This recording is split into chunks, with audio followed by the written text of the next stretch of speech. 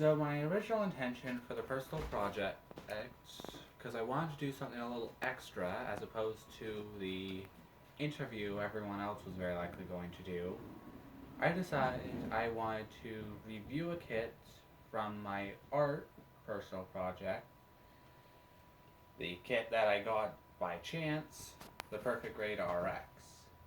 With the pictures, I originally intended on editing them in to show the size difference and detail difference between a $100 model kit as opposed to a $25 model kit. Also keeping in mind the age difference, with this coming out in 1999 and the real grade that I was using to demonstrate everything else on for the size difference coming out in 2015. Then, for the second half of the video, I was going to explain the real world specs of the actual in-universe RX-78-2. Then explain why certain features are designed how they were. What about their real world application? Well, the real world application of giant mechanical war machines is debatable. Not even if they aren't necessarily built for war, there's a chance someone might use them to start something that they really shouldn't. While I enjoy the concept of bringing something like this into the real world, we're still way off from it. I remember you, one of the things we were talking about was constructing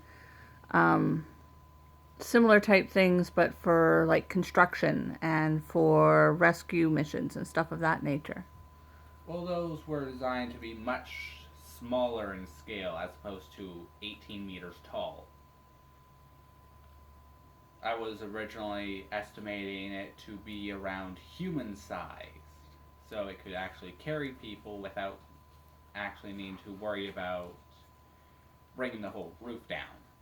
So kind of like a robotic exoskeleton? Less that, because an exoskeleton would require someone to wear it, still putting them at risk. The objective for my designs was to more remove the need to put people at risk.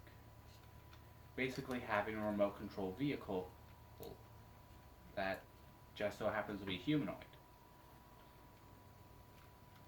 Then give it additional functions similar to the RX's core fighter system. Something to make it easier to get out of the dangerous situations.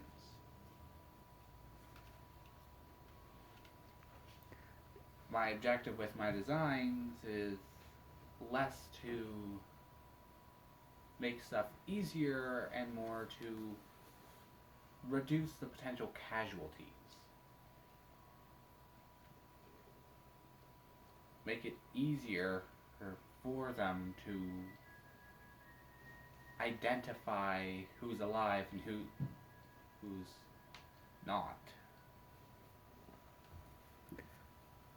Anything else you'd like to say about what your intentions were with the personal project? Well, as for the framing work of the video, it was mostly going to be centered on it, with various panning shots going from bottom to top, slowly. Maybe a few perspective shots using angles to really demonstrate the sheer size it would be, using one of the 1/60th scale figurines that came with the unicorn as an example on the size difference between this and a average person.